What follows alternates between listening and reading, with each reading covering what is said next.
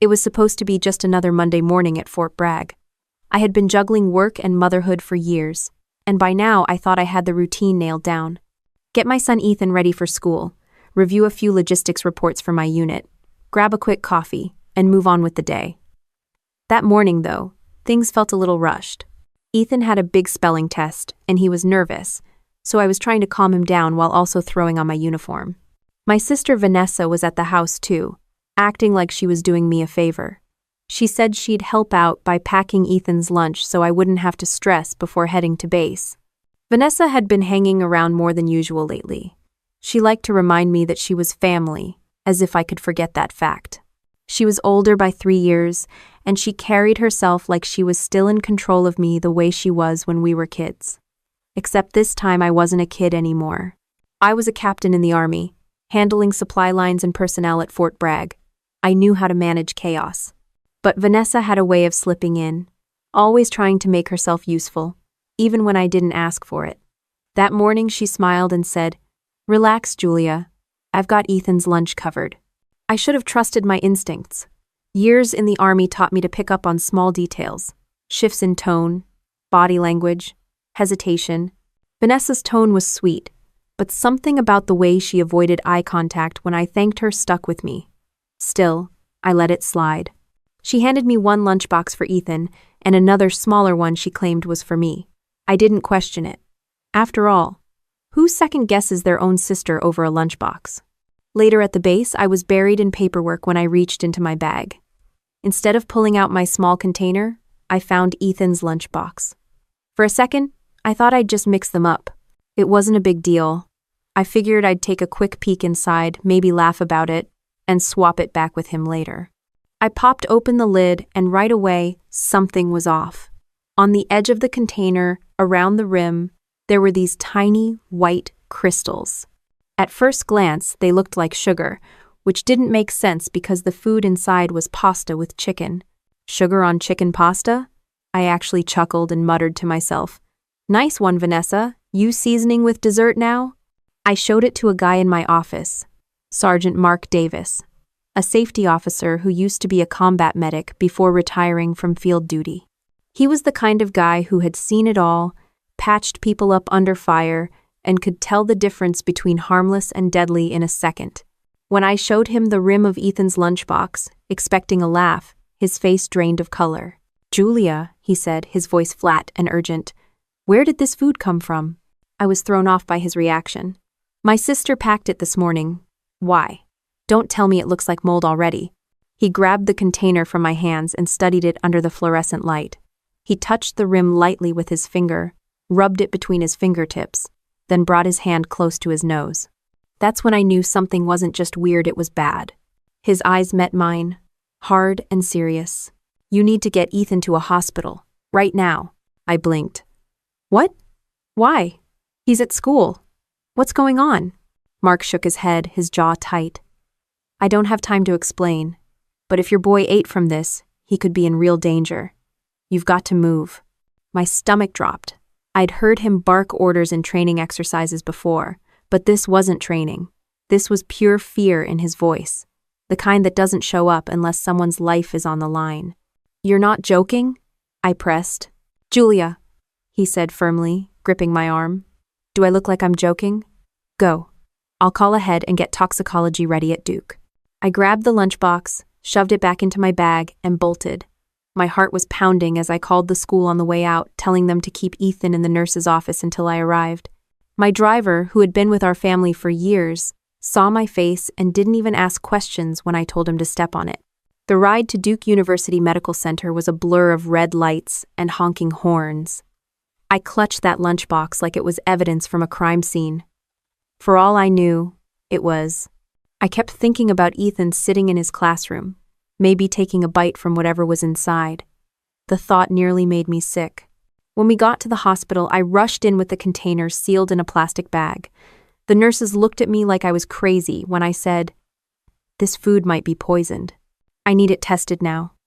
One of them started to hesitate until the phone on her desk rang. It was Mark. He'd already called ahead. Suddenly, things moved fast. The container was taken to the lab, and I was ushered into a waiting room. Sitting there felt like torture. I stared at the clock on the wall as if it was mocking me. Every second felt too long. My mind kept replaying the past few weeks, Ethan complaining about stomach aches, saying he felt tired, looking pale sometimes. I'd brushed it off as stress from school or maybe just a growth spurt. Now those memories hit me like a punch in the chest. A doctor finally walked in, Dr. Kimberly Ross, her name tag read. She had that steady look doctors get when they're trying not to alarm you. She sat down across from me, holding a sheet of paper. Captain Monroe, she said, we ran tests on the food. It contains arsenic. Based on the amount, if your son has been eating this regularly, he's showing signs of chronic poisoning. The words didn't even register at first. Arsenic? Like something out of an old crime novel. But her face was dead serious. My throat tightened, and I could barely get the words out. Are you telling me my son's been poisoned? She nodded. The fatigue, the stomach pain, those are classic symptoms. If he's been eating lunches like this for weeks, we need to run tests on him immediately. Endri. I couldn't breathe. My son, my only child, the kid I'd raised alone while serving my country, might have been slowly poisoned right under my nose. I thought about who had prepared that lunchbox. Vanessa. My sister. The woman who smiled in my kitchen that morning like nothing was wrong. I gripped the chair so tightly my knuckles turned white. The Army had trained me to handle emergencies, to stay calm under pressure, to make quick decisions in combat zones. But nothing prepares you for this, finding out someone might be trying to kill your son with his lunch. I pulled out my phone and sent Ethan a message. Stay in the nurse's office. Don't eat anything. I'm on my way. Then I looked at Dr. Ross and said, run every test you need. I don't care what it takes. Just make sure he's okay. As I left the room, my legs felt like they were made of concrete. I wasn't just a soldier anymore. I was a mother about to go to war for her child. And this time, the battlefield wasn't overseas, it was right inside my own family. The elevator doors slid open, and I walked fast down the corridor toward the pediatric wing, my boots echoing against the tile floor. Every step felt heavier, like the air itself was weighing me down. The nurses had already moved Ethan from school to the hospital for tests, and I needed to see him with my own eyes. When I stepped into the room, he was sitting on the bed in his school polo, looking small and confused, clutching his backpack like it was a life vest. Mom, what's going on? He asked, his voice a mix of nerves and innocence. I forced a steady tone. They just need to run some tests, bud. Nothing for you to worry about. Think of it as skipping math class for the day. He gave me a half smile, the kind a kid gives when they're not sure if they should believe you. A nurse slid a blood pressure cuff around his arm, and I moved to the corner, gripping my phone tight in my hand. Dr. Ross came in with a clipboard. We've started blood work and urine samples, she said, speaking quietly but firmly. If there's arsenic in his system, we'll find it. I nodded, not trusting my voice. My military brain wanted to treat this like an operation, gather intel, analyze threats, execute a plan. But this wasn't a mission briefing. This was my son, and someone close to me was trying to kill him. While Ethan sat for more tests, I paced in the hallway. I dialed Sergeant Davis. He picked up on the first ring. Tell me you got him checked. He's here. They're running labs, I said, my tone sharper than I intended. Mark, you look like you'd seen a ghost when you saw that food. What exactly did you recognize? There was a pause, then his voice dropped. In Afghanistan, we had insurgents use arsenic on local water supplies. White residue around containers was a dead giveaway. I didn't want to scare the hell out of you at the office, but when I saw that rim, I knew. I swallowed hard. So we're not talking about an accident. Someone deliberately put poison in my son's food. I'm afraid so, he said. Keep me posted. And Julia, be careful who you trust. The call ended, and I stared at the sterile white walls of the hospital corridor. Who I could trust, those words stuck. My circle was small. My unit, my kid, and family. Except family wasn't looking too clean right now. An hour later, Dr. Ross returned with the lab results. She handed me a printout and explained in plain language. Your son has elevated arsenic levels in his blood. Not enough to be fatal right now, but consistent with repeated low-dose exposure. The stomach cramps, fatigue, nausea, those weren't random. He's been ingesting this for weeks. And for note, I clenched the papers so tightly they crumpled. Is he going to be okay? With treatment and by eliminating the source, yes. We'll monitor organ function closely, but his age works in his favor. The damage isn't permanent yet. I looked through the window at Ethan swinging his legs off the hospital bed, humming some video game tune like nothing was wrong, relief mixed with fury in my chest. He was alive for now. But someone had been trying to make sure that wouldn't last. Back in the room, Ethan glanced at me nervously. "Am I sick, Mom?" I sat on the edge of the bed and brushed his hair back. "You've just been eating something that doesn't agree with you. The doctors are fixing it." He frowned. "Was it the spaghetti Aunt Vanessa made? It always tasted weird." The words hit me like a hammer. He remembered. He noticed. And I'd ignored it, because I wanted to believe that family meant safety. I kissed his forehead and said, "Don't worry about that anymore. You're safe now." When he finally drifted off for a nap, I pulled out my phone again and scrolled through messages from Vanessa. They were full of casual check-ins and fake cheer. "How's my favorite nephew? Hope he liked lunch today." The audacity made my stomach turn. I stepped into the hall and called Tom Harris, my attorney who'd handled my estate planning for years. When he picked up, I cut to the chase. "Tom, pull up my will. I need to confirm something." He sounded puzzled. "That's an odd request in the middle of the day. Did something happen?" "Just do it," I snapped, then softened. "Please, Tom. It's urgent." He agreed to meet me later that evening. I hung up and pressed my back against the wall, sliding down until I was sitting on the cold floor. All the years I'd fought overseas, all the risks I'd taken, I'd always believed the enemy was out there beyond the wire. I never thought I'd have to turn those instincts inward, inside my own bloodline. But the pattern was too clear. Ethan's health problems, the residue in the lunchbox, and Vanessa's sudden eagerness to play helpful aunt. It lined up like a sick puzzle. I went back into the room just as Ethan stirred awake. He looked up at me with groggy eyes. "Are we going home soon?" "Not just yet," I said, forcing a calm smile. "We've got to stick around so the doctors can finish making sure you're okay." He sighed, but nodded, trusting me completely. That trust was a weight on my shoulders heavier than any rucksack I'd ever carried. When the nurse brought in a tray of bland hospital food, I stopped her and inspected it myself before letting Ethan touch it. Old habits die hard, and after what I'd seen, I wasn't about to take chances. She raised an eyebrow, but I didn't care. Let people think I was paranoid. They weren't the ones staring down the possibility of their kid being poisoned at the dinner table. I sat with Ethan as he ate, my mind racing ahead. I needed to know how far Vanessa had planned this out, what her endgame was, and why she thought she could get away with it. And more than that, I needed to figure out how to catch her red-handed, because accusing her without proof would only blow up in my face. The army had drilled it into me. Intelligence before action. Don't move until you know exactly what you're facing.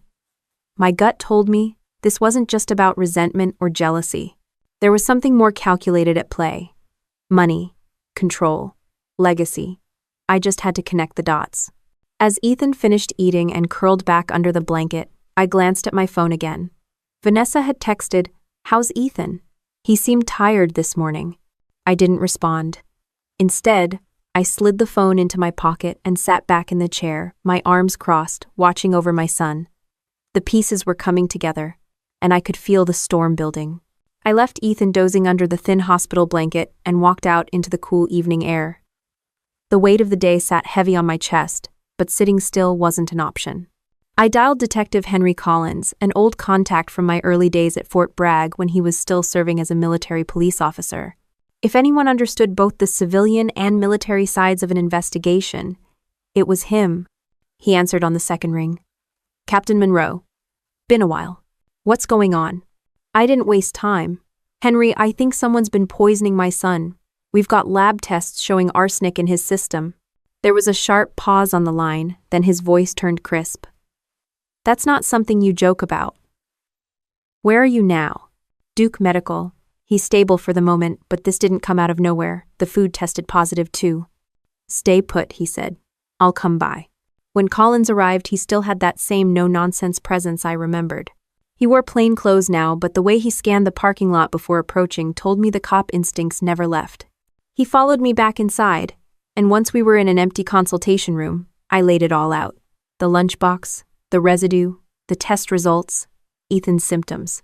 Collins leaned forward, elbows on the table. Arsenic poisoning usually means one of two things: industrial accident or deliberate attempt. Based on what you're telling me, this looks deliberate. Exactly, I said. And the only person who's had consistent access to Ethan's meals besides me is my sister Vanessa. His brow furrowed. What makes you suspect her? I took a breath, steadying my voice.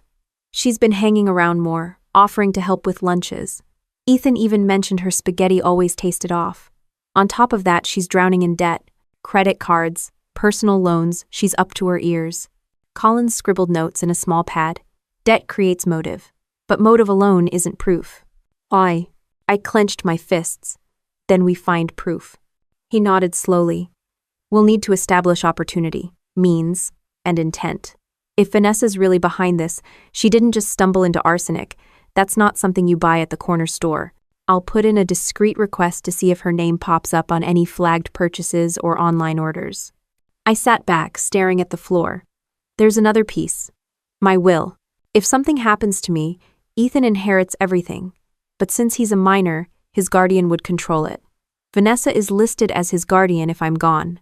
That got Collins's attention. So, if you die, she gets control of the money and your foundation until Ethan comes of age? I nodded. Every cent.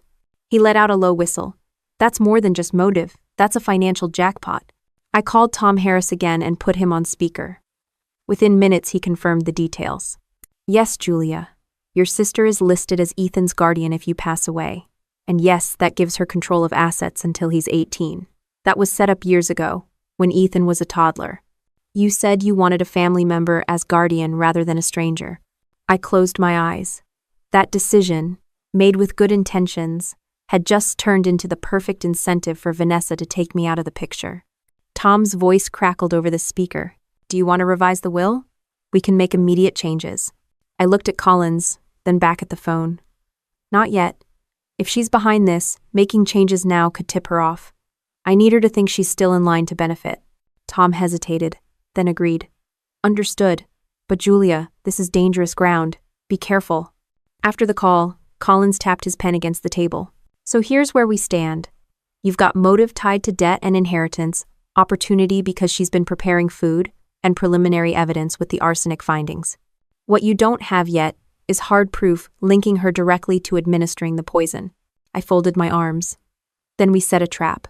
His eyes narrowed, but there was respect there too. That sounds like your army brain talking. Damn right it is, I said. If Vanessa thinks she's playing chess, she needs to know she's sitting across from someone who's been trained to win under pressure. I want surveillance in my kitchen. Hidden cameras, audio, the works. If she's poisoning food, I want it on record. Collins leaned back, considering. We can get authorization for a discreet setup. It won't be admissible in every courtroom, but it'll help build probable cause. Good. Because right now my son's life depends on us catching her in the act. Later that night, when Ethan was finally asleep and the monitors beeped quietly in his hospital room, I stepped into the hallway and stared out the window at the city lights. My reflection looked back at me, pale and drawn, the uniform collar sharp against my neck. I thought about all the missions I'd been on overseas, the briefings where we laid out enemy movement, supply chains, exit strategies. Now the war zone was my own kitchen, and the enemy was blood. I remembered being kids with Vanessa, fighting over who got the bigger slice of cake or who got to sit in the front seat. Back then, her jealousy was petty, even childish. But somewhere along the way, that jealousy had hardened into something lethal. And now, instead of slamming a door or shouting insults, she was sprinkling poison into my son's food. My phone buzzed with a new message. It was from Vanessa. Hey sis, just checking in. How's Ethan feeling? Want me to bring anything by tomorrow? I stared at the screen until my grip tightened. The nerve. The audacity. She wanted to bring more food into my house, right after nearly killing my son. I typed back, forcing my hand to stay steady. He's resting. We'll talk tomorrow. No exclamation points, no warmth. Just enough to keep her guessing, not enough to tip her off. When I slipped my phone back into my pocket, Collins appeared beside me. We'll set up the surveillance tomorrow. I'll bring the equipment. Don't confront her yet. Let her think she's safe. I nodded, still staring out at the city. She thinks she knows me, Henry. But she doesn't. She has no idea what I'm capable of when it comes to protecting Ethan. Inside the room, Ethan shifted in his sleep, murmuring something about a spelling test. I pushed off the wall, walked back inside, and stood over him, watching his chest rise and fall. Whatever it took, however long it took, I was going to stop this. Not just for my son, but for the principle that no one, not even family, gets away with this kind of betrayal. The next morning, I unlocked the front door of my house with Collins walking right behind me carrying a nondescript duffel bag. To anyone else, it looked like gym gear. To us, it was surveillance equipment. We moved quietly through the kitchen, the place that had always been the heart of my home, now treated like a potential crime scene. Collins laid everything out on the table: 2 button-sized cameras, an audio recorder that could pick up whispers, and a small device to monitor activity remotely. These are military grade. Simple, discreet, reliable. No one will suspect a thing, he explained. I nodded, my eyes scanning the room. Years of supply chain logistics had wired me to notice blind spots, corners, and lines of sight. There, I said, pointing to the shelf above the fridge. Angle 1 camera to cover the counter and another over the stove. He followed my directions without question. I helped thread the wires through tiny gaps and secure the cameras until they were practically invisible. If Vanessa came near this kitchen with her usual bag of tricks, she wouldn't know we were watching. By the time Ethan came home from the hospital later that day, everything was in place. He was tired but smiling, clutching a comic book the nurse had given him. "Can we just have cereal tonight?" he asked. "You got it," I said. I poured him a bowl myself, making sure nothing Vanessa had touched was anywhere near him. He ate happily at the counter while I sat across, hiding the storm brewing in my chest. Later that evening, Vanessa walked in without knocking, as if she owned the place. She carried grocery bags and wore that over-friendly smile that always looked rehearsed. "I thought I'd make dinner for everyone. My treat," she announced, holding up a bag of produce. I forced a neutral face. "That's nice of you." She busied herself at the stove, humming while chopping vegetables. Collins had wired the kitchen so I could monitor the footage on my phone discreetly, and though I was sitting right there, I wanted to see how bold she'd get when she thought I wasn't looking. I excused myself to the living room, pretending to take a call. The screen lit up with the camera feed. Clear as day, I watched Vanessa glance over her shoulder, then slip her hand into her purse. She pulled out a small packet of white powder. My stomach turned. There it was, the proof. She tilted the packet ever so slightly and tapped the contents into the pot of soup simmering on the stove. She stirred quickly, her face composed when she turned back to slice more carrots. I gripped the phone so hard I thought it might crack. My first instinct was to storm in and rip the spoon out of her hand, but I forced myself to stay put. This wasn't about a confrontation, it was about building an airtight case. Collins's text buzzed on my screen. "Got it. Stay calm. We're recording." I typed back, "She's poisoning the soup. Ethan almost ate that. We'll pull samples before anyone touches it," he replied. "Keep playing along." I walked back into the kitchen, forcing my voice to sound casual. "Smells good in here." Vanessa smiled sweetly, ladling soup into bowls. "Ethan will love this. Comfort food always helps kids bounce back." I swallowed the bile rising in my throat and said, "I'm sure you're right." I took the bowl she offered and set it on the counter. "Let's wait for it to cool before eating." Ethan wandered in, rubbing his eyes. "Smells awesome. Can I try it?" "Not yet, buddy," I said quickly. "Too hot. Let's let it sit." I ushered him back to the living room with his comic book while Vanessa wasn't looking. When she wasn't paying attention, Collins slipped in through the side door like a ghost. He wore gloves and moved fast, ladling a sample of the soup into a sealed evidence bag. Then he was gone again before Vanessa noticed. I sat across from her at the table, forcing small talk. She asked about the base, about the foundation, about anything that made her sound like the caring sister. All the while, the poisoned soup sat between us like a loaded gun. After she left that night, humming her way out the door, Collins returned with the evidence. "Lab will confirm, but we've got the footage and the sample. That's 2 solid pieces." I slumped into a chair, exhaustion hitting me like a freight train. "She didn't even hesitate, Henry. She just did it like she'd done it 100 times. He nodded grimly.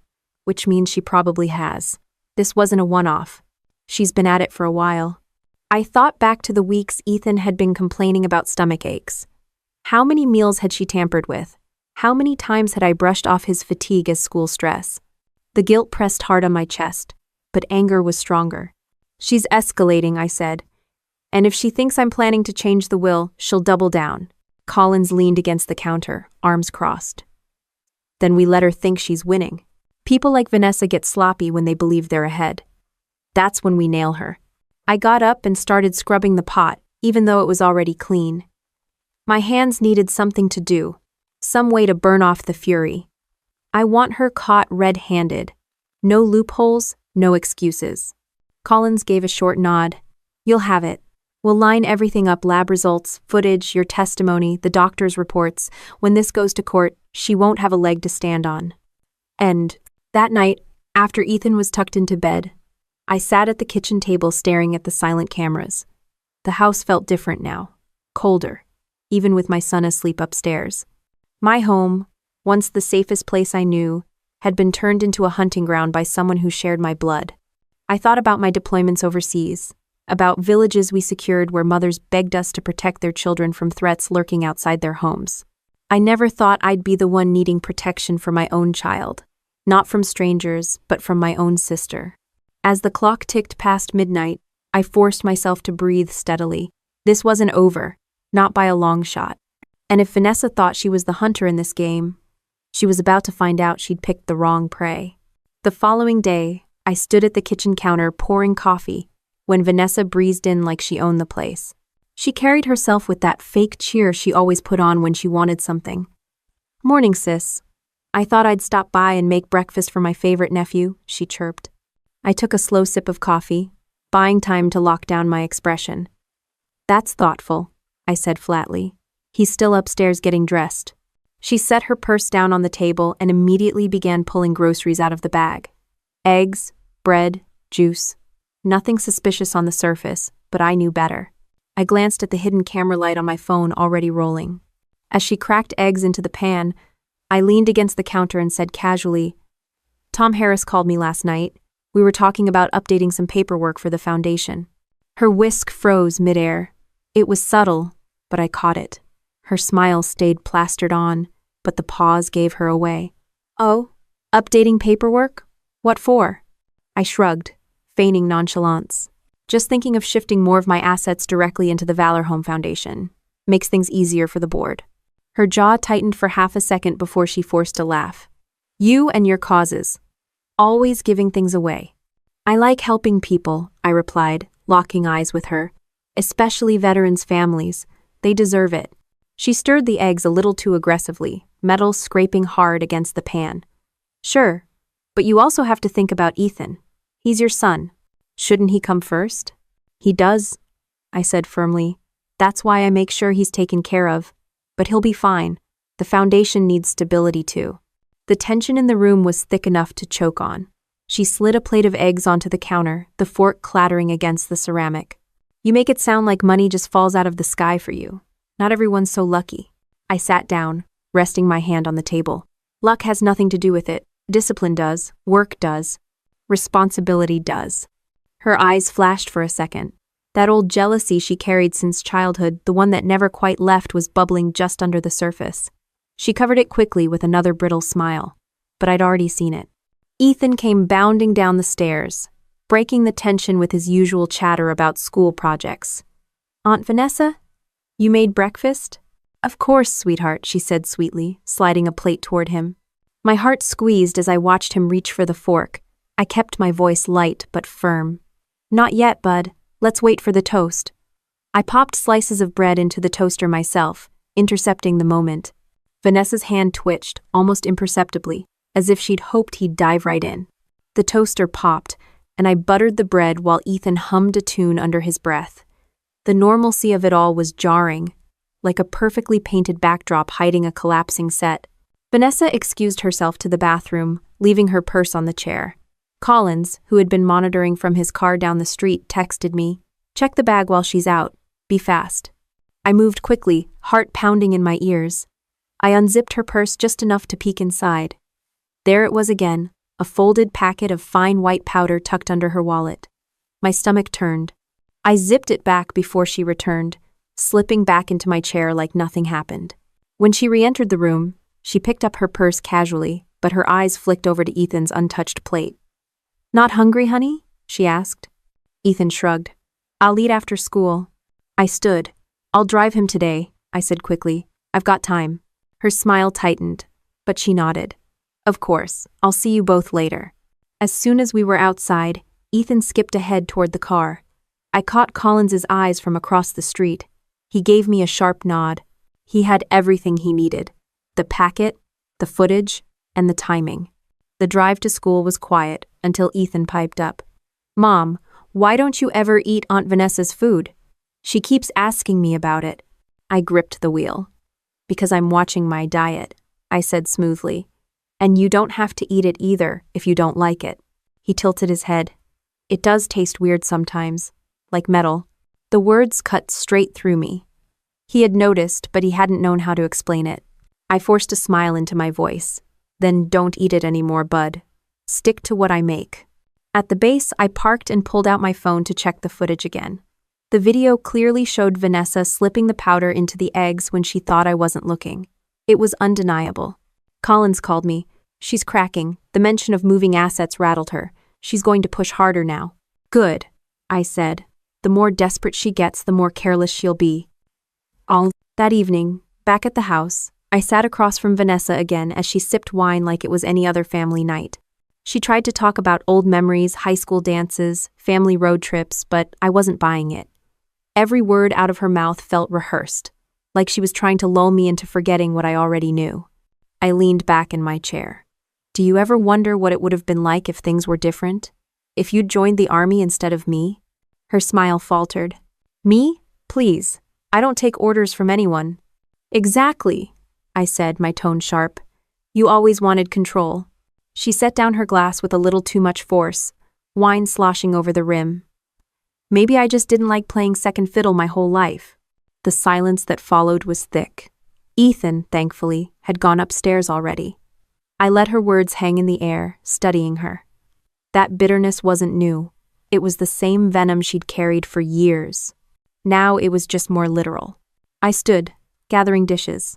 "Well, at least now we know who's really in control of this house," I said evenly. Her eyes narrowed, but she didn't reply.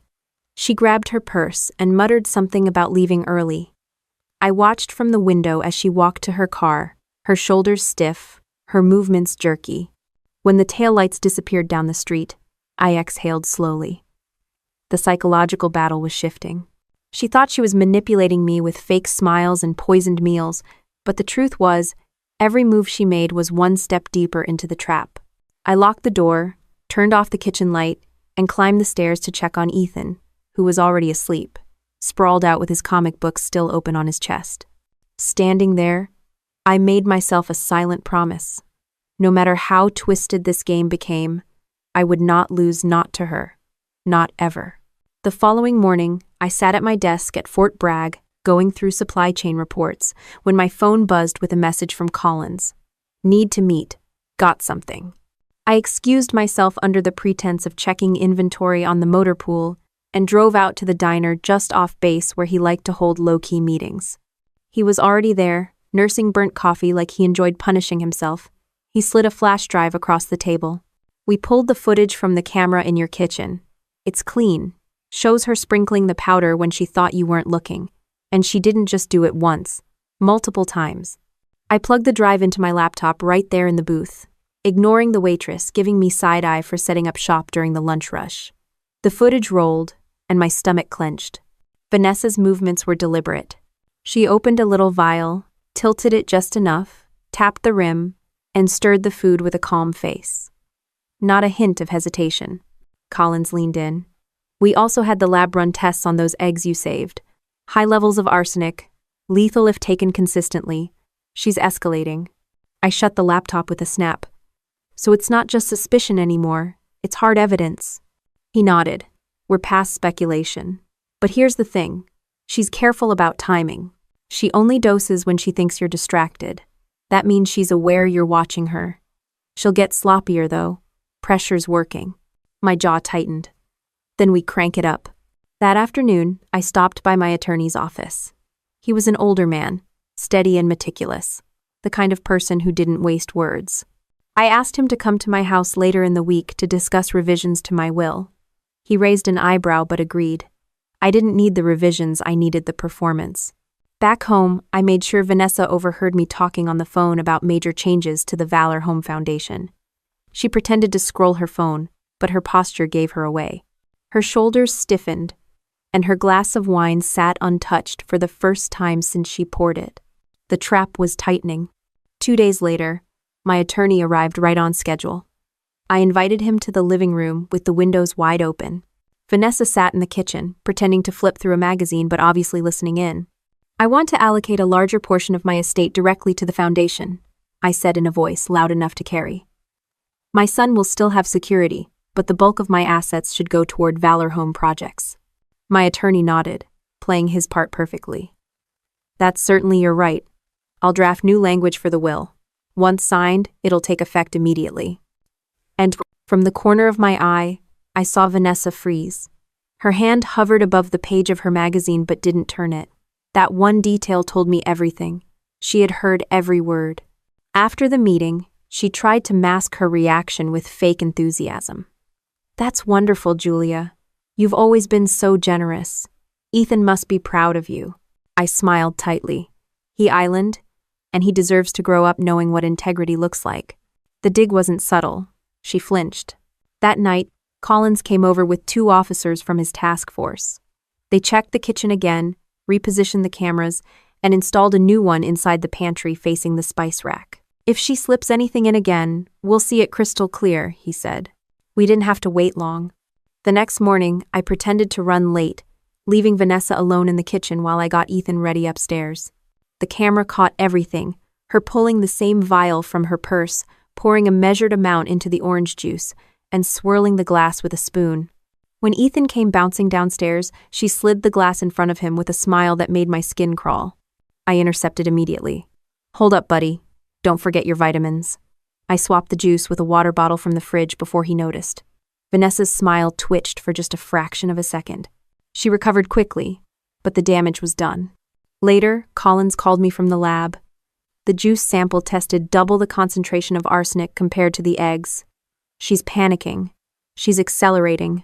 I felt my chest tighten, the kind of cold anger that comes from realizing someone you trusted is not just dangerous, but reckless. That evening, Vanessa sat across from me at the dinner table like nothing was wrong. She asked Ethan about his math test, laughed too loud at his jokes, and offered me more casserole. I watched every movement, every glance, knowing the cameras were catching it all. Halfway through, Ethan excused himself to play video games upstairs. I set down my fork. Vanessa, can I ask you something? She tilted her head, feigning innocence. Of course, Julia. What's on your mind? What exactly do you think you're entitled to? Her smile froze. Excuse me? You heard me. You act like you've earned a seat at this table just by showing up.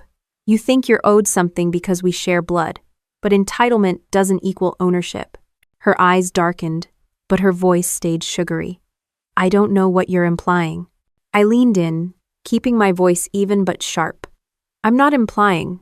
I'm telling you, whatever fantasy you've built about running my life, my estate, or my foundation, it ends here. For the first time, the mask slipped. Her lips tightened into a thin line, and the warmth drained from her face. She didn't argue, didn't lash out. She just stood, collected her purse, and left without a word. Collins called me an hour later. His voice was grim but steady. She's cracking wide open. That silence wasn't surrender, it was recalculating. Expect her to move soon. I hung up and walked down the hall to check on Ethan, asleep with his sneakers still on. I pulled the blanket over him and sat on the edge of the bed for a moment, my mind racing. The trap was nearly set. She thought she was closing in on her prize, but in reality, every move tightened the noose she had tied around her own neck. And all I had to do was keep playing along. That Friday night, Vanessa walked into my house with a grocery bag hooked on her arm like it was any other family evening. She called out, I thought I'd treat everyone tonight. Homemade soup my specialty. Vo. I stood at the counter, phone buzzing with Collins's message. Stay calm. We're live on the feed. The cameras were hidden, the mic tested, the food samples ready to be collected afterward. Everything was in motion. Vanessa set the bag down and began unpacking ingredients: vegetables, broth, herbs. But tucked carefully at the bottom was her signature move, the small glass vial she thought no one else had seen. My stomach turned just looking at it. She hummed while chopping carrots, acting like a normal sister making dinner for family. The performance was good, I'll give her that. But I'd seen the footage, the recordings, the quiet satisfaction when she thought no one was watching. Ethan wandered in, grabbing a handful of crackers. "Aunt Vanessa, are you really cooking soup? Last time you made it, it tasted funny." Her hand froze for just a second before she forced a laugh. "That's because your taste buds are too picky, champ. This time, it'll be perfect." I caught his eye and shook my head slightly. He frowned, confused, but set the crackers down without a word. Smart kid. Dinner was served an hour later. Vanessa ladled the soup into 3 bowls, placing Ethan's in front of him first, as always. She added a piece of bread to the side and touched his shoulder gently, smiling like the picture of an attentive aunt. My throat tightened. Collins's words replayed in my head. "She'll escalate. Watch for it." I waited until Ethan picked up his spoon. Then I casually reached for the bowl. "Mind if I try the first bite? Just to make sure your aunt hasn't burned it." Vanessa chuckled, but her eyes darted quickly toward me, then the bowl, then back. "Of course, go ahead." I took a sip, forcing myself not to gag. The bitterness wasn't subtle anymore. I set the spoon down, smiling thinly. "Not bad." 0. Ethan shrugged and pretended to keep eating, just a few half-hearted bites before pushing his bowl away. "I'm full, Mom. I had snacks earlier." Vanessa's smile flickered. "Already? But I made it special for you." "He'll eat more later," I said firmly, collecting his bowl and setting it in the sink. My hands shook slightly, but I masked it by running water over the dishes. Behind me, I could feel Vanessa's stare boring into my back. Later that night, Ethan pulled me aside in his room. "Mom, why don't you trust Aunt Vanessa's food? You never finish it, and you don't let me eat it." I knelt beside him. "Because sometimes people don't have our best interests at heart. You don't need to worry about the details right now. Just promise me you won't eat anything she gives you unless I say so." His eyes were wide, but he nodded. "Okay, Mom. I trust you." When he finally fell asleep, I stepped back downstairs. Vanessa was still there, lounging on the couch with a glass of wine like she didn't have a care in the world. She glanced up. "He's asleep already?" "Yes," I said. She swirled her glass, studying me. "You've been acting different lately. Suspicious. Almost like you don't appreciate all the effort I put in around here." I folded my arms. "Funny. I thought you liked helping family." Her smile curved, but it didn't reach her eyes. "I do, but sometimes I feel like you think I'm expendable. Like no matter what I do, it's never good enough for you." I held her stare. "If you want recognition, you'll have to earn it honestly. That's how the world works." Her fingers tightened around the stem of her glass. "Not everyone gets what they deserve." That was the closest thing to a confession I'd ever heard from her. She left shortly afterward, muttering something about needing an early night. I locked the door behind her and exhaled, hands trembling. Collins called within minutes. "The soup sample's already at the lab. I don't need to tell you it tasted wrong." "No, you don't," I muttered. The next morning, Collins met me outside the precinct. He handed me the test results. Concentration levels were nearly double the last batch. If Ethan had kept eating that soup every night, he wouldn't have lasted another month. "She's rushing." My throat went dry. "She thinks I'm signing the new will soon. She's running out of time." He nodded. "And when people run out of time, they make mistakes. That's what we're counting on." That weekend, I invited Vanessa over again. She arrived with her usual performance face on, smiling big and talking about some spa trip she wanted to take. She made dinner, pasta this time, and again the vial appeared. I didn't stop her. I needed more. During dinner, Ethan played along like a champ, pretending to feel tired after a few bites. He rubbed his stomach and groaned, "I think I need to lie down." "Line." Vanessa rushed to his side, fussing over him with a tone that sounded genuine to anyone who didn't know better. But I was watching her eyes. There was no panic there, just calculation. She was measuring the success of her plan. When Ethan excused himself, I leaned back in my chair and asked, "How's the pasta?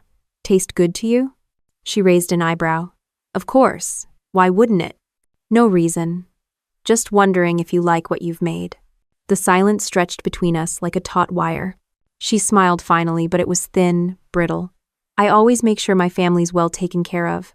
My chest tightened, but I kept my tone even. Good. Because I do too. More than you realize. That night, Collins picked up the pasta sample. The test confirmed it. Arsenic again, stronger than before. Every dish was turning into a weapon, every bite a gamble. I stood in the kitchen afterward, staring at the empty plates. The woman who shared my blood had sat at my table, fed my son poison, and smiled through it all. The danger wasn't hypothetical anymore. It wasn't just suspicion, or bitterness, or jealousy. It was lethal, sitting in front of me at every meal. And I knew the time for subtlety was running out. 2 nights later, Collins parked a nondescript sedan across from my house. He carried a folder thick with notes and a face that didn't waste time. Julia, he said quietly, we've got enough evidence to arrest her already. But if you want a confession that nails her beyond appeal, we need something more dramatic. I closed the door behind him. What do you have in mind? He looked me square in the eye. A staged medical emergency. We make her believe Ethan's already paid the price. If she thinks she's succeeded, she'll let her guard down. People brag when they think they've won. And Grat. The thought of putting Ethan through a stunt like that made my stomach churn. But I also knew he was tough. He had grown up with a mother in the army, used to discipline and responsibility. I told Collins, if he agrees, I'll do it. We sat Ethan down at the dining table that night. I explained carefully, keeping my voice calm. Honey, this is serious. We need to make your aunt believe she's hurt you so the police can stop her. It means pretending you're sick, even pretending you don't wake up. Can you do that? His face paled. Like in the movies? Yes, exactly like that, I said, holding his hand. But you'll be safe the whole time. Doctors and officers will be right there. You'll just be acting. He bit his lip, then nodded. If it helps you, Mom, I can do it. I hugged him so tightly I thought I might crush him. My son had more courage than some soldiers I'd led. The plan moved fast. Collins coordinated with a doctor at Womack Army Medical Center, setting up a room with hidden cameras and monitors. The staff agreed to help. They'd seen enough real tragedies and were glad to help prevent another. The following evening, the stage was set. Dinner looked normal, but we all knew the script. Vanessa came over, chipper and smug, carrying a pie she claimed she just had to bake. She cooked as if nothing were wrong, slipping the vial from her purse when she thought my back was turned. The camera caught it all. At the table, Ethan picked at his food, then clutched his stomach. Mom, I don't feel good, he whispered, collapsing against his plate. I jumped up, my heart hammering even though I knew he was acting. Ethan, stay with me. Vanessa leapt from her chair, putting on a flawless performance of concern. Oh my God, what's wrong with him? He was fine a minute ago. End of 2020. Her voice trembled, but her eyes betrayed her. They were watching, measuring, calculating. I dialed the prearranged number, shouting into the phone, My son's unconscious. He's not breathing. Within minutes, the paramedics arrived, 2 undercover officers in scrubs. They loaded Ethan onto a stretcher, hooked to monitors that mimicked a flatline. Vanessa tried to push past me. I'm his aunt. I should come with him. I grabbed her arm. No, I'm going. Stay here. Her hand trembled, but she didn't argue. That told me everything.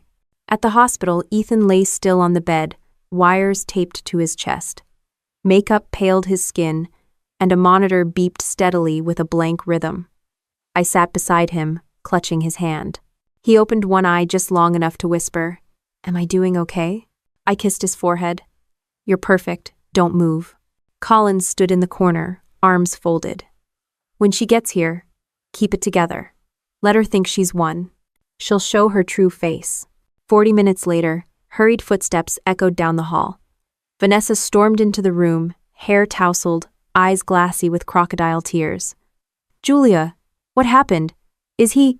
I covered my face with trembling hands. He didn't make it. Her body went slack for a split second, like relief had just washed through her veins.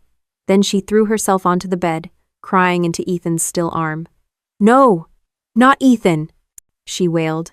but the tone was hollow. Leaning close to his ear, she whispered words I wasn't meant to hear, but the microphone caught perfectly. Finally. It's done. My blood went cold. She straightened quickly, realizing what slipped. Julia, I can't believe this. How could this happen? I stared at her. My tears genuine, even though the death was fake. My son was alive, but hearing her celebrate his supposed end cut deeper than any wound I'd carried in combat. Collins gave me the smallest nod from the corner. Stay calm. Keep her talking. I whispered, Why him, Vanessa? Why my boy? She blinked, caught off guard, then scrambled for a lie.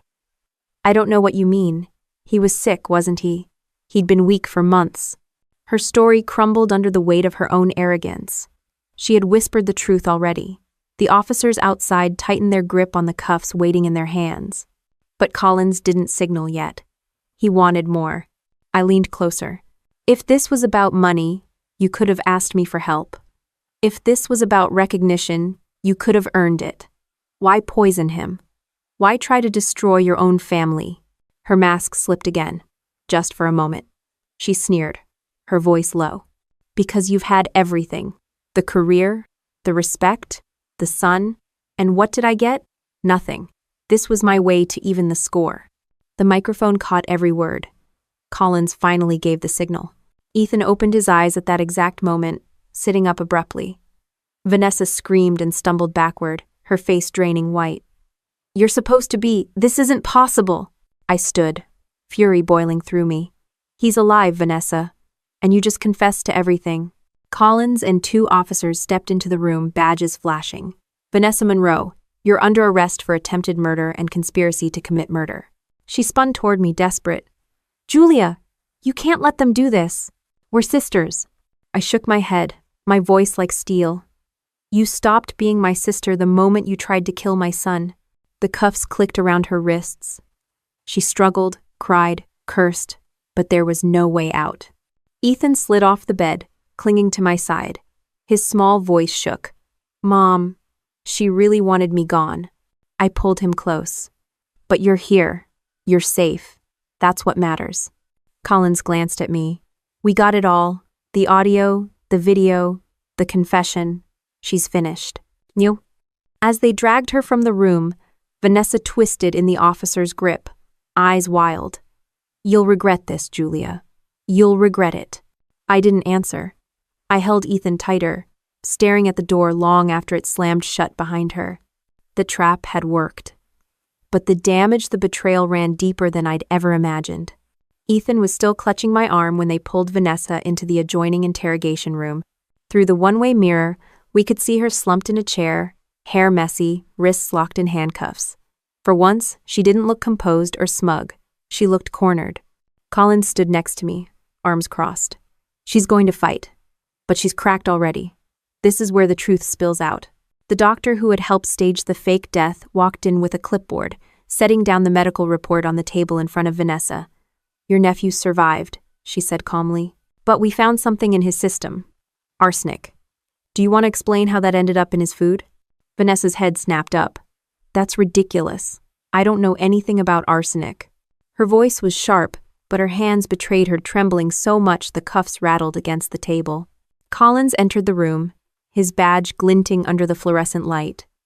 He sat down across from her, flipping open a folder thick with photos and lab reports. We have video of you sprinkling powder into meals. We have test results confirming arsenic. We have audio of you saying, and I quote, "Finally, it's done. You want to keep pretending, go ahead. But the evidence doesn't lie." Vanessa laughed nervously, a short, sharp sound that echoed too loudly. You twisted this. Julia set me up. She always hated me. I felt Ethan stiffen beside me, but I put my hand on his shoulder, grounding him. Collins didn't flinch. Julia didn't put the poison in the food. You did. Julia didn't whisper relief over her nephew's body. You did. Vanessa's eyes darted toward the mirror, like she could feel me watching. For a moment, her mask slipped completely, and the raw anger on her face was uglier than anything I'd ever seen. She leaned forward, hissing through clenched teeth. You don't know what it's like to be the one left behind. She got the uniform, the medals, the respect. I got nothing but scraps. Nobody asked if I wanted to be part of the spotlight. Nobody cared that I was drowning, so I made my own way. Collins's voice was calm but razor sharp. By poisoning a child? Vanessa's chest rose and fell fast, but she didn't answer. He slid a copy of the will across the table. We also know your motive. If Julia dies, Ethan inherits. If Ethan dies first, you become the legal guardian and eventually the one in control. That was your plan, wasn't it? Her jaw worked furiously. It wasn't supposed to be like this, she muttered, almost to herself. She was going to sign it all away to charity. I couldn't let her. Do you know what it's like watching your entire future disappear because your sister decided to play hero for strangers? I wanted to storm in and scream at her, but I stayed still, nails digging into my palms. This was her confession. She didn't even realize how deep she was sinking. Collins leaned in. Say it clearly. You poisoned Julia's son because you wanted control of her money and her foundation. That's the truth, isn't it? Vanessa's breathing hitched. She slammed her cuffed hands on the table. Yes. Fine. I did it. I was tired of living in her shadow, tired of being the nobody.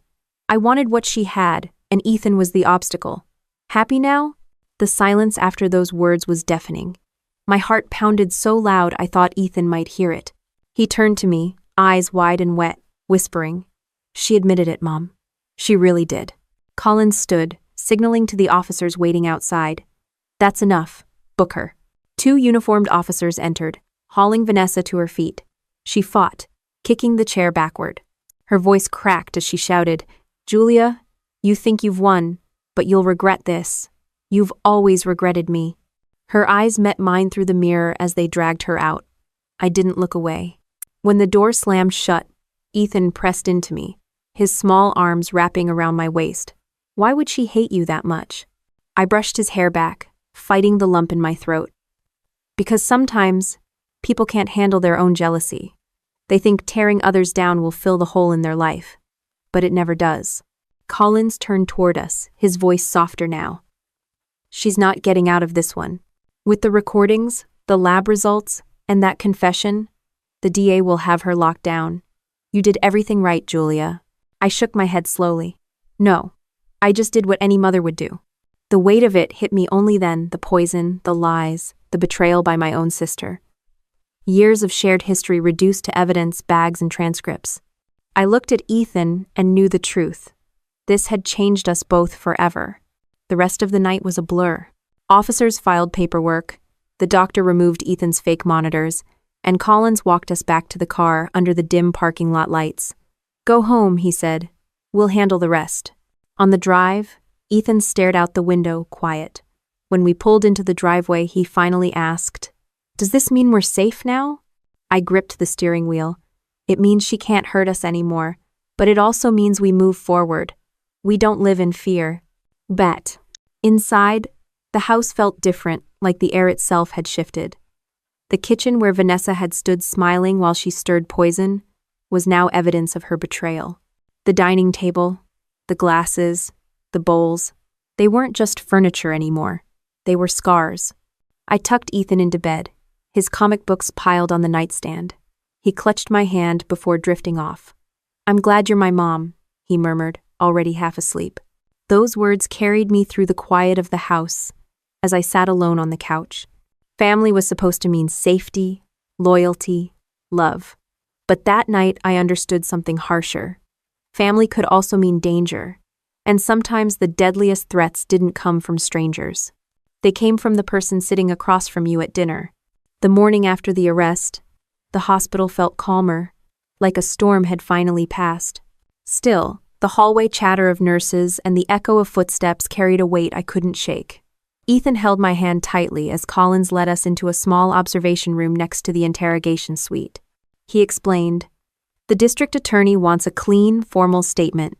We already have her confession, but this cements it. You don't have to watch, but I thought you might want to. I nodded. I'll watch. She tried to kill my son. I need to hear every word. When, through the glass, Vanessa sat with her lawyer, a public defender who looked like he hadn't slept in days.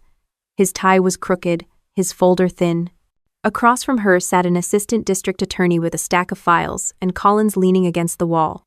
The ADA began simply. Miss Monroe, Do you understand you are being recorded and that your statement can and will be used in court? Vanessa crossed her arms, jaw tight. Yeah, I understand. Lex. Her lawyer whispered something, but she waved him off. Tell us in your own words, the Ada continued, how arsenic ended up in your nephew's meals. Vanessa laughed bitterly, the sound sharp and hollow. You want the truth? Fine. I researched it. Online forums, black market sellers. I bought it cash. Started slipping it in a little at a time. At first, I thought I'd make it slow just enough to make him sick, so it looked natural. Then when Julia started talking about changing her will, I had to speed it up. Every word stabbed like a blade. I gripped Ethan's shoulder, steadying both of us. The ADA pressed. And your motive? Vanessa's lip curled. Money, control, recognition. Call it whatever you want. Julia was going to give everything away to some charity. She built a whole empire and was just going to toss it out like it meant nothing. I wasn't going to let her destroy what should have been mine too. 1. Her lawyer shifted uncomfortably, but he didn't interrupt. Collins spoke up, calm but firm. So you admit you knowingly purchased arsenic and administered it to food your nephew ate, intending to cause his death? Vanessa's voice cracked, but she didn't back down. Yes, I admit it. I wanted him out of the way. I wanted the life Julia never let me have. The silence in the observation room was suffocating. Ethan leaned into me, whispering, She really said it, Mom. She really wanted me gone. I swallowed hard, pulling him closer. And she'll never get near you again. The ADA concluded quickly, sliding the file across the table. This is enough for multiple felony charges. Attempted murder, possession of a controlled toxic substance, conspiracy, will proceed immediately. Vanessa finally broke then, slamming her cuffed fists on the table. Julia set me up. She's always been against me. This isn't fair. Collins's reply was ice cold. You set yourself up the moment you opened that vial. The officers escorted her out, her protests echoing down the hall until the door slammed shut. I sank into a chair, head in my hands. Ethan stood silently, his face pale but resolute. She can't hurt us anymore, right? No, son, I said softly. She can't. That afternoon, the media storm hit. Local channels ran headlines. Army captain exposes sister's poison plot. Reporters hounded the hospital entrance, trying to catch a glimpse of me and Ethan. Collins advised we keep a low profile. Let the story burn itself out. Focus on your son, we'll handle the circus. Back home, the house felt foreign. The kitchen table, once just a place for meals, had become a crime scene in my mind. I bagged the last of Vanessa's things into a box, her jacket she'd left on a chair, a scarf hanging on the coat rack, a stray perfume bottle in the bathroom. Each item reeked of betrayal. I set the box on the porch and told Collins to collect it as evidence. Ethan wandered in, holding one of his comic books. Mom, can we ever be normal again? I knelt, meeting his eyes. Normal might look different now. But yes, we'll be okay, because we have each other. He nodded slowly, leaning against me. The next day, I met with my attorney downtown.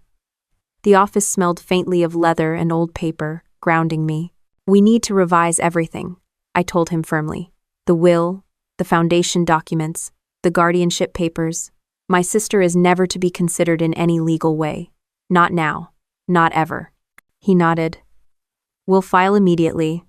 And Julia, I'll testify personally about her arrest if it ever comes to probate court. Driving back, I passed the gates of Fort Bragg, the flag whipping in the wind. For years, the Army had taught me about vigilance, strategy, sacrifice. None of that training had prepared me for this, but all of it had helped me survive it. That night, Ethan and I ate takeout pizza at the coffee table. No homemade meals, no pretenses, just greasy boxes and soda cans. He looked at me and grinned. This feels safer. I laughed, the sound surprising me. Maybe at Island. But when he fell asleep on the couch, I sat in the dim glow of the lamp and let the raw truth sink in. My sister had tried to kill my son. Out of greed, out of envy, out of a darkness I would never fully understand. It wasn't just a family drama anymore. It was evidence, courtrooms, headlines, and consequences.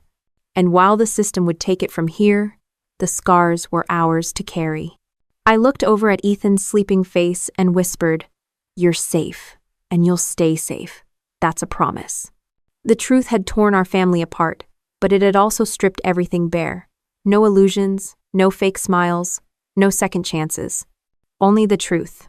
The courthouse was packed the morning Vanessa's arraignment was scheduled. Reporters clogged the steps outside, microphones in hand, calling my name as if I were some celebrity instead of a soldier who'd just seen her family implode. I kept my head down, one hand on Ethan's shoulder, the other clutching the folder Collins had given me with transcripts, lab reports, and video stills. Inside, the fluorescent lights buzzed overhead, sterile and unforgiving.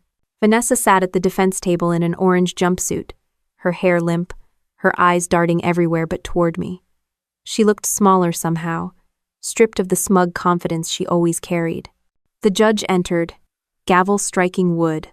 We are here in the matter of the state versus Vanessa Monroe, charged with attempted murder, possession of a controlled toxic substance, and conspiracy to commit murder. The words hung heavy in the air. Ethan shifted nervously beside me, but I kept my hand steady on his back. The prosecutor laid out the case methodically. The poisoned meals, the lab results, the surveillance footage, the audio confession, each piece landed like a hammer blow. The defense tried to argue stress, jealousy, even mental health struggles, but nothing could erase the evidence. At one point, the prosecutor played the video of Vanessa slipping powder into Ethan's orange juice. Gasps rippled through the courtroom. A reporter scribbled furiously. The judge's expression hardened. I looked at Ethan, who stared at the screen with wide eyes. He whispered, "That's what she did every time?" I nodded, throat tight. "Yes, and now everyone knows." When it was time for testimony, I took the stand. My uniform felt heavier than ever, but it gave me strength. I spoke clearly, recounting the nights Ethan got sick, the moment I saw the vial, the staged hospital emergency. I described the fear, the betrayal, the realization that my own sister was trying to destroy my son's life for money and recognition. The defense attorney tried to rattle me. "Captain Monroe, isn't it true you and your sister had a strained relationship for years? That there was tension long before this?" "Yes," I answered without hesitation. "But tension doesn't explain poison in a child's meal. Only intent does." A had no response. Vanessa finally took the stand herself. Her lawyer whispered urgently, but she waved him off. She stared straight ahead, voice shaking. "Julia has always been the golden one. She got the Army career, the respect, the son everyone admired. I got left behind. Nobody cared what happened to me. Nobody ever noticed me. And yes, I was angry. Yes, I wanted more. But I never wanted to hurt Ethan." The prosecutor pounced. "Then how do you explain the arsenic in his food? How do you explain your own words caught on tape saying, 'Finally, it's done'?" Vanessa faltered. Her eyes filled with tears, but they looked rehearsed, hollow. I was angry. I didn't mean it like that." The courtroom wasn't buying it. Neither was the jury. When closing arguments wrapped, the judge announced the jury would deliberate the next morning. Court was adjourned, but the weight of it lingered. As people filed out, Vanessa caught my eye for the first time. She mouthed words silently, but I understood them. "You ruined me." Collins guided Ethan and me outside through a side exit, away from the media frenzy. In the car, Ethan sat quietly, staring at his hands. "Mom," he said finally, "is she still my family?" The question cut deep. I took a long breath. By blood, yes. But family isn't just about blood. It's about love, loyalty, and protecting each other. She gave all that up. He nodded slowly, as if the words made sense but the pain was still too raw to process.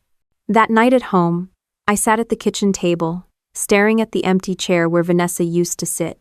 The silence felt heavier than her presence ever did. The house was safe again, but it wasn't whole. It never would be. The next morning we returned to court. The jury filed in, their expressions grim.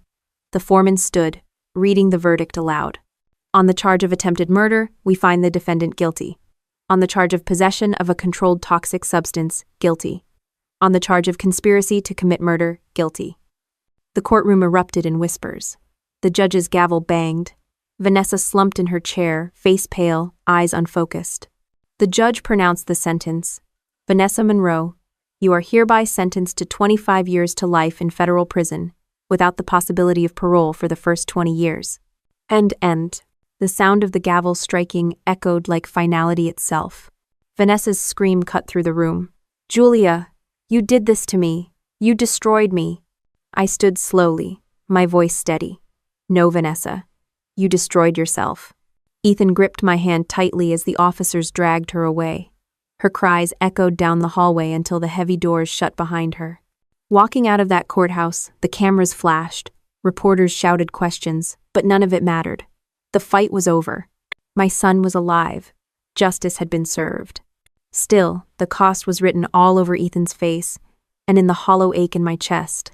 We hadn't just lost a sister, an aunt. We'd lost a piece of family that could never be repaired. That evening, Ethan and I sat on the porch as the sun set. The air was quiet, peaceful for the first time in months. He leaned against me, voice soft. "Mom, do you think we'll ever forget this?" I looked out at the horizon, the fading light casting long shadows across the yard. "No," I said honestly, "we won't forget, but we'll move forward, because that's what we do." He nodded, resting his head on my shoulder. For the first time, I felt a fragile kind of peace settle in. Not joy, not celebration, but the beginning of healing. The family we had left was smaller now, but it was stronger. And nothing, no jealousy, no betrayal, no revenge would ever take that from us again. Weeks after the sentencing, the dust finally began to settle. The headlines moved on to other scandals. The reporters stopped camping outside our house, and the world seemed ready to forget. But for Ethan and me, the echoes lingered in every quiet moment. One morning, I woke up before sunrise, the old army habit never leaving me. I brewed coffee and stood at the window watching the first light stretch across the yard. The house was still, but no longer suffocating. For the first time in months, I could take a full breath without waiting for the next blow. Ethan shuffled into the kitchen, hair messy, clutching his backpack. "Mom, can you sign this permission slip? Field trip next week." His voice was casual, but the fact that he was talking about school trips and friends instead of hospitals and poison was enough to make my chest ache with relief. "Of course," I said, scribbling my signature. "What's the trip?" "The Airborne and Special Operations Museum," he said with a grin. "I told everyone my mom was in the Army. They thought it was awesome." I laughed, ruffling his hair. "Don't make me sound cooler than I am." But deep down, I was proud. Not just because of my career, but because my son could still smile after everything.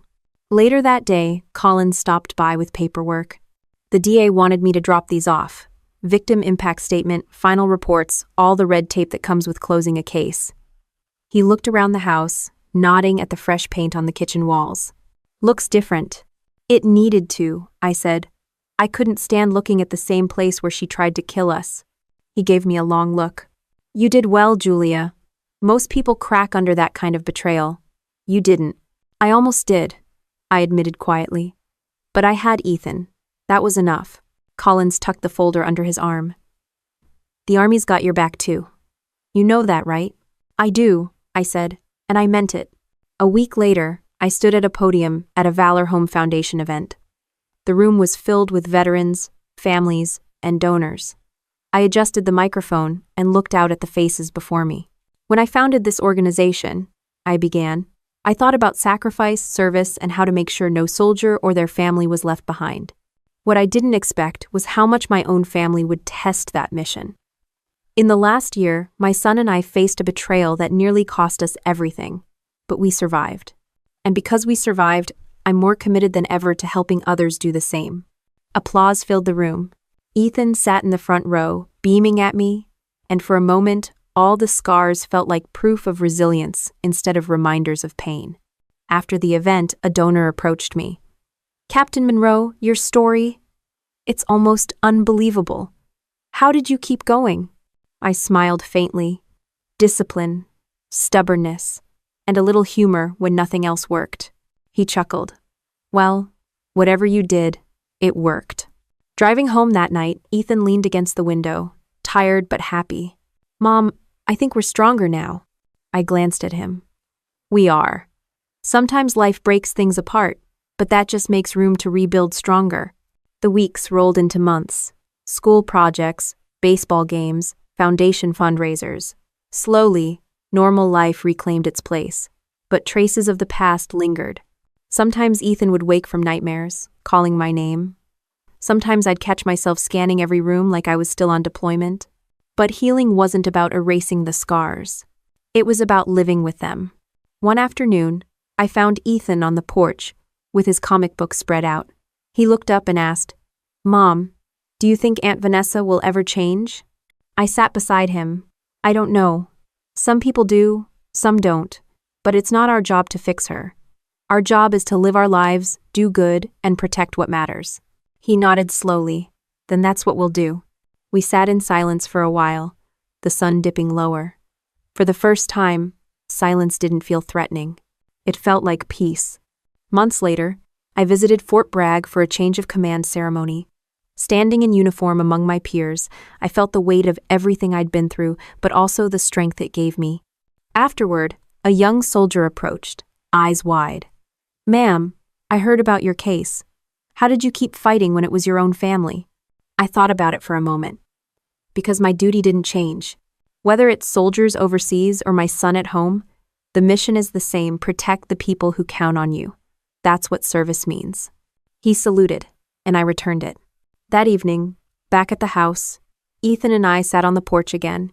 He leaned his head on my shoulder, and I felt the simple, grounding weight of him there. "Mom," he said quietly, "we're okay now, right?" I kissed the top of his head. "Yeah, buddy, we're okay, and we always will be." The revenge was over. The betrayal was behind us. The family we had left was smaller, but stronger. And as I looked out across the quiet yard, I knew one thing with absolute certainty. We hadn't just survived, we had risen above. Looking back, I still struggle to wrap my head around how far things went. Betrayal is ugly enough when it comes from a stranger, but when it comes from your own sister, it carves a wound you never really expected to carry. People ask me all the time if I hate Vanessa. The truth is more complicated than that. Hate is easy. Hate burns fast and loud. What I feel is heavier, a kind of grief for the sister I thought I had, the family we could have been, and the trust that never should have been broken. But if there's one thing the Army taught me, it's that you don't get to choose the battles life throws at you. You only choose how you fight them. I fought mine not with weapons, but with vigilance, patience, and the will to protect the one person who mattered most, my son. Ethan is the reason I didn't break when it felt impossible.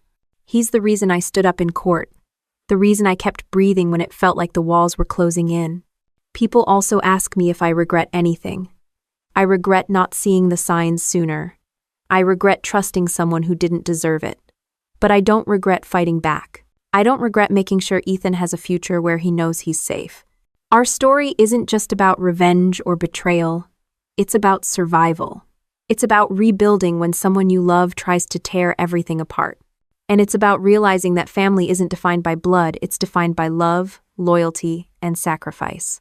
So yes, I lost a sister, but I gained something stronger, a reminder that resilience is real, that the truth matters, and that even in the darkest moments, there's a way forward.